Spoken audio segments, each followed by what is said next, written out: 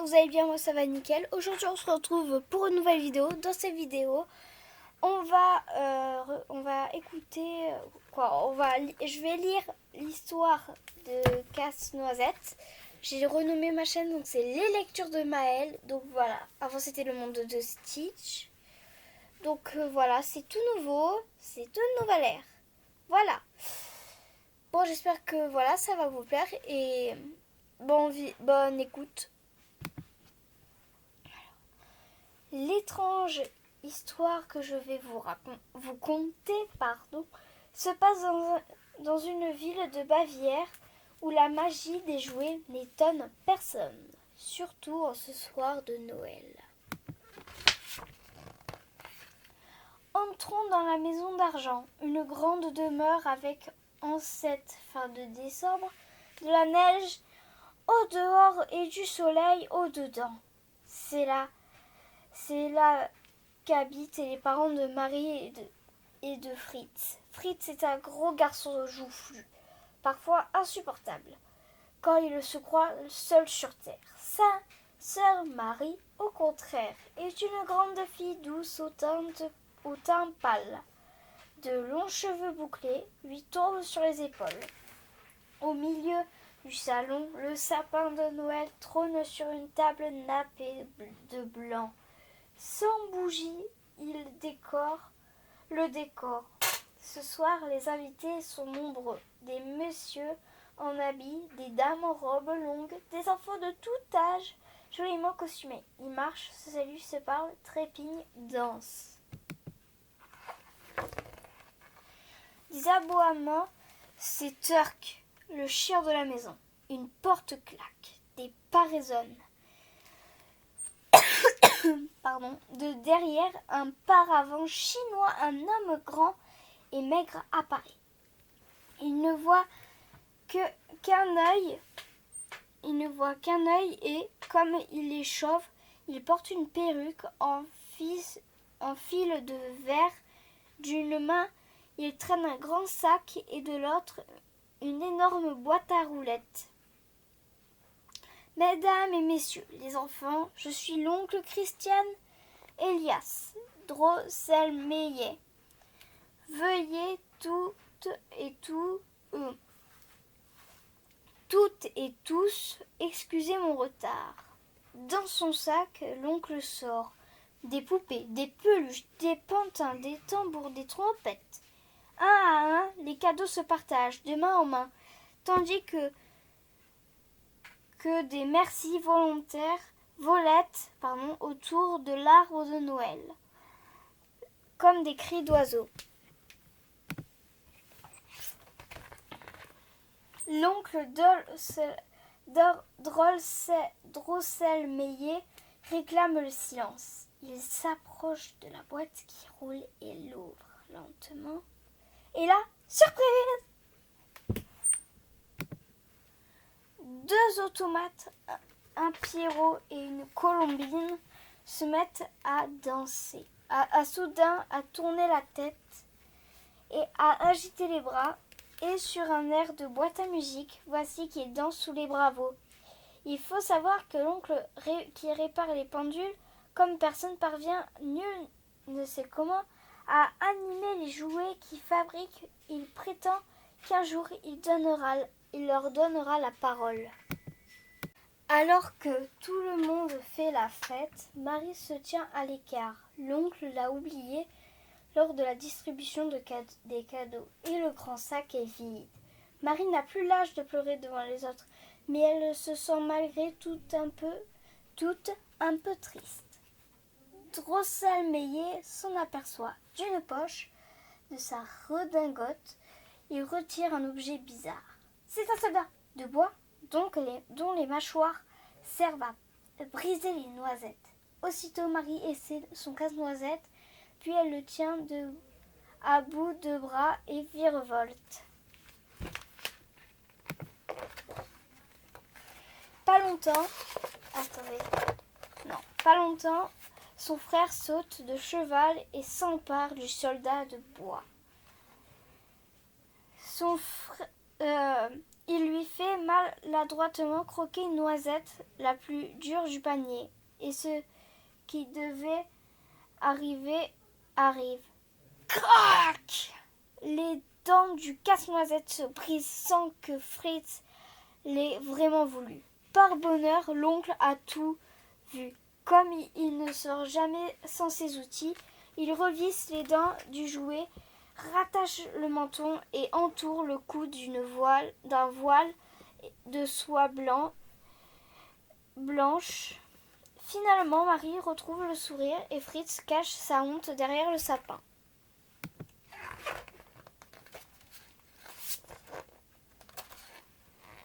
Peu à peu, le temps se fatigue, le soir s'en va et la nuit vient. Dans la maison, la fête se termine sur une dernière danse, la préférée de grand-père. Et les invités repartent au lit. Il est temps de dormir. C'est la voix de la maman, qui vient de lire l'heure sur la pendule que l'oncle a fabriquée pour elle. Fritz ronchonne un peu avant de gagner sa chambre. Marie dépose son soldat de bois dans l'armoire aux poupées et va se coucher. La maison d'argent retrouve le silence.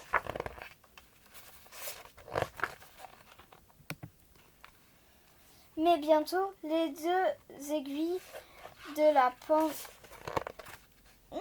pendule ne font plus qu'une chouette en sort et ulule 12 fois. Marie quitte son lit. Elle veut revoir son casse-noisette, mais sans le moindre bruit, elle descend l'escalier. Mais que se passe-t-il entre les fentes du plancher? Là et là et là, des petits yeux s'allument, les lattes grincent et... Oh! Voici qu'elle se soulève dans un nuage de poussière. Des souris se montrent, une armée de souris. Marie a l'impression bizarre d'avoir tout à coup la même taille qu'elle. Et elle est entourée, menacée, prisonnière.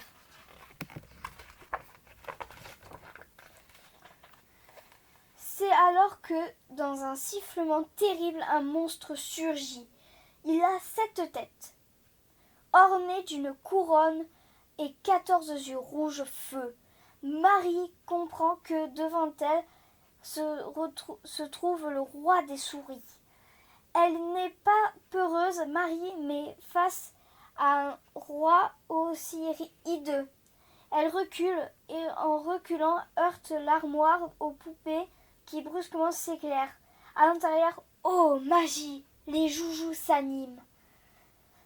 Le casse-noisette, armé d'un sabre, saute de l'armoire et se ferait un chemin entre les souris et affronte le roi.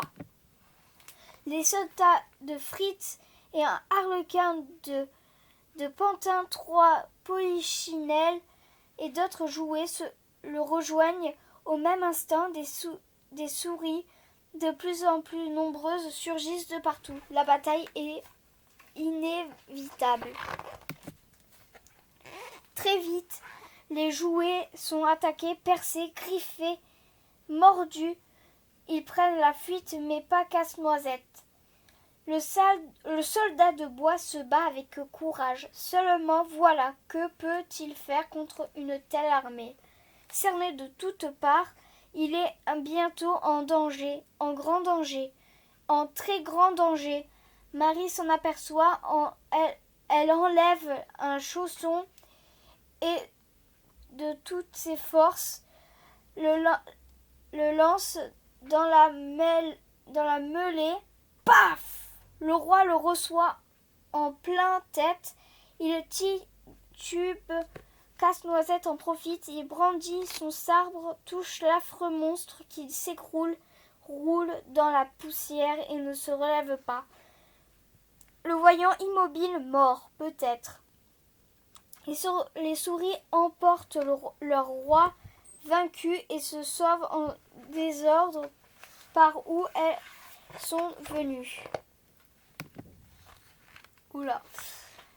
Marie sursaute, mais Que fait l'oncle Drosselmeyer assis sur la pendule, et pourquoi n'est-il pas intervenu quand Casse-Noisette était menacé? Marie lui demande.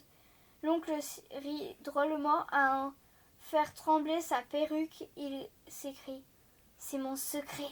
Puis il disparaît. Oula, il fait peur. Je vais en faire des cauchemars de son sourire. Puis il disparaît, on ne sait comment. Dans le salon, il se passe alors une chose extraordinaire. Tout se met à grandir autour de Marie, qui a l'impression elle aussi d'être plus grande. Ah! Un éclair blanc jaillit et le plus incroyable encore, son soldat de bois se change soudain en prince. Il porte une redingote de velours rouge bordée d'or, des bas blancs, des souliers vernis et sur la nuque une tresse nattée. Le prince s'incline et se présente. Je suis Casse-Noisette, le prince des poupées et neveu de l'oncle Drosselmeyer. Marie ne sait que dire tant elle est éblouie par ce jeune homme sorti de nulle part. Le prince Casse-Noisette lui sourit et confie. Après avoir brisé Krakatuk, la noisette la plus dure du royaume, j'ai offert l'amande de la princesse Pirlipat que la reine des souris avait enlaidie. La princesse a croqué l'amande et elle a retrouvé sa beauté d'avant. Aussitôt, la reine furieuse m'a jeté un sort. Je fus changé en soldat de bois, puis redevenir moi-même. Il me fallait vaincre le roi. Mon oncle a attiré le monstre et j'ai pu le combattre en vainqueur. Le prince soulève son chapeau et Finassoir remercie Marie de l'avoir aidé et s'écrie: allons à nous, bonnet, chapeau, peau de renard, bottes, cape et manteau. Accompagnez-moi, je vous prie, mademoiselle Marie, je vous emmène au château enchanté. Aussitôt, main dans la main, tous deux quittent la maison d'argent et courent dans la forêt parmi des tourbillons de neige. Au passage, des bergères leur font signe. Casse-Noisette et Marie longent la rivière Orange, le ruisseau de miel, des fontaines de limonade. Ils traversent sans s'y arrêter le village de Massepin. Ici, les habitants sont de méchante humeur, dit le prince en riant. Comme ils mangent trop de sucreries, ils ont tous mal aux dents. Et voilà le fleuve essence de rose, le lac au signe d'argent. Le burg des confitures est juste après une colline de pierre de sucre. Le château enchanté.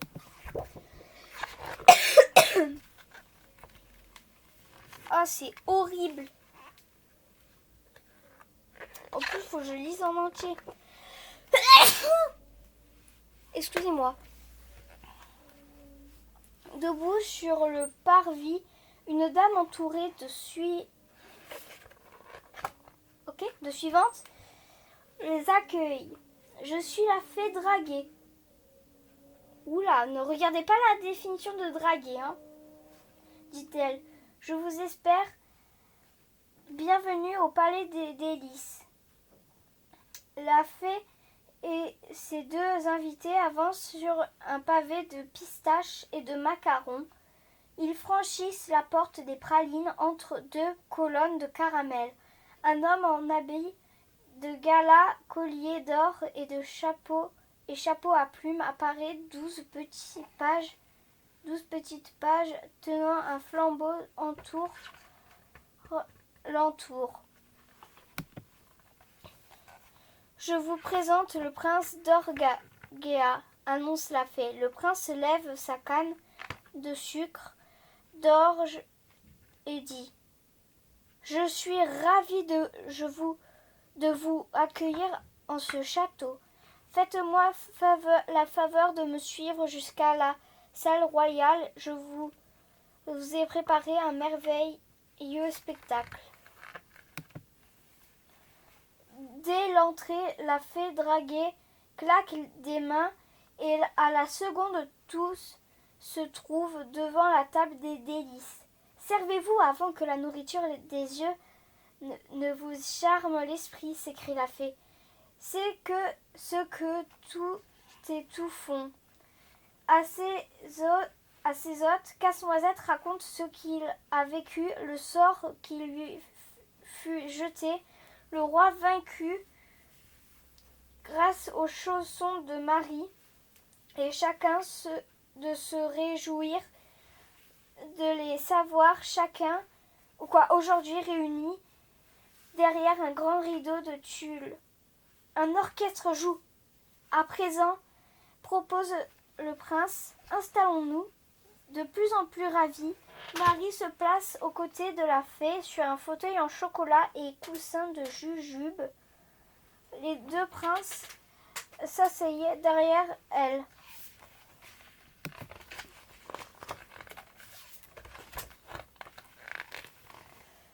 Que les danses commencent, ordonne le prince d'Orge. Debout sur un podium de nougat, un des pages annonce de la première danse. Oyez la danse du chocolat. Belle est la fierté, les danseuses sont espagnoles et les danseurs, droits comme des i, marquent le rythme. Ils frappent dans les mains et leurs pieds tapent à petits pas. C'est la danse du chocolat. Un autre page saute sur le podium. Oyez la danse du café. Voilées 12 danseuses arabes planent dans les airs mystérieuses. En gestes lents, elles se courbent et se soulèvent comme en un rêve ailé. C'était la danse du café. Oyez la danse du thé. 6 Chinois comme des grillons se plient, déplient, et 6 Chinoises libellules. Ah, un troisième page prend le relais. Désolé, j'ai pas vu. Oyez la danse du thé. 6 Chinois comme des grillons se plient, déplient, et 6 Chinoises libellules ondulent, tout avec grâce et légèreté. C'est la danse du thé.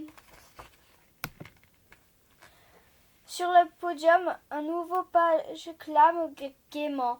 Oyez la danse des bonbons menthe.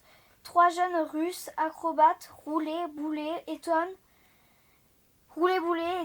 et les pattes dansent accroupies, enchantent tant leur adresse est envoûtante. C'est la danse des bonbons de menthe.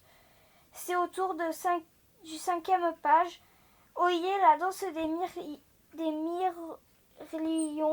mirlitons. Hein? Je regarderai sur le web, je vous le montrerai ce que c'est dans la vidéo.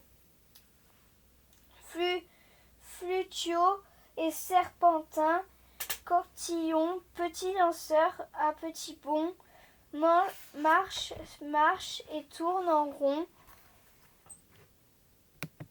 Sans être annoncé, robe bouffante à crinoline, mère Gigogne entre en piste, cache avec peine sous les baleines plein de petits polichons, chiennes tout enficelées et taille fine qui s'enfuient, font des galipettes, puis regardent leur cachette. La fée draguée se lève alors, claque des mains et crie « Entrez dans la valse des fleurs !» Nombreux et nombreuses sont les danseurs et les danseuses qui tourbillonnent légères et s'envolent comme les décoroles. La fée draguée et le prince d'Orient les rejoignent pour un amour pas deux. Il invite Marie et Casse-Noisette à les suivre sur la piste. C'est ce qu'il accepte de faire. Enchanté d'être dans ce palais tout en magie et en délices. Au fil de la danse, Marie se croit portée par une vague, une brume l'enveloppe. Son prince lui paraît peu à peu loin d'elle. Brusquement, c'est comme si elle s'élevait plus haut, puis tombait dans le vide. La pendule ulule. Ok. La pendule ulule. Marie ouvre les yeux. Elle reconnaît sa chambre, son lit. Le matin rit à la fenêtre. Sa mère est assise à ses côtés. Lève-toi, Marie, la rêveuse. Le petit déjeuner est prêt. Marie s'inquiète. Où est le prince Casse-Noisette? Est-il resté à danser au palais des délices avec la fée draguée et le prince d'Orient? La mère s'étonne. Le prince Casse-Noisette, une fée, un palais des délices? Mais que me racontes-tu là? Arrivé entre-temps, le père et Fritz ont tout entendu. Ils n'en croient pas leurs oreilles. La mère se rend à l'armoire aux poupées et en revient avec le casse-noisette en bois. Fritz s'empare et crie moqueur. Eh oh, le voilà, ton prince charmant. Et il l'emporte en riant. Marie comprend qu'en dire plus ne servira à rien. Personne ne le croira. C'est à cet instant que l'oncle Drosselmeyer réapparaît. Il n'est plus pas seul. Un jeune homme l'accompagne. Il porte une redingote de velours rouge bordée d'or, des bas blancs, des souliers vernis et sur la nuque une tresse nattée. Je vous présente mon neveu, Nathaniel Drosselmeyer, annonce l'oncle. Il rentre d'un long voyage. Marie est éblouie. Le neveu ressemble en tout point au prince de son rêve. Souriant, le jeune Drosselmeyer soulève son chapeau de fine soie et salue la famille. Marie se lève et déclare d'une voix douce: votre neveu, mon cher oncle, va se définir. Ah ah ah, bon, c'est bailli, l'oncle, comment le sais-tu? C'est mon secret. Et c'est la fin de cette vidéo. J'espère que cette vidéo vous aura plu. N'hésitez pas à vous abonner.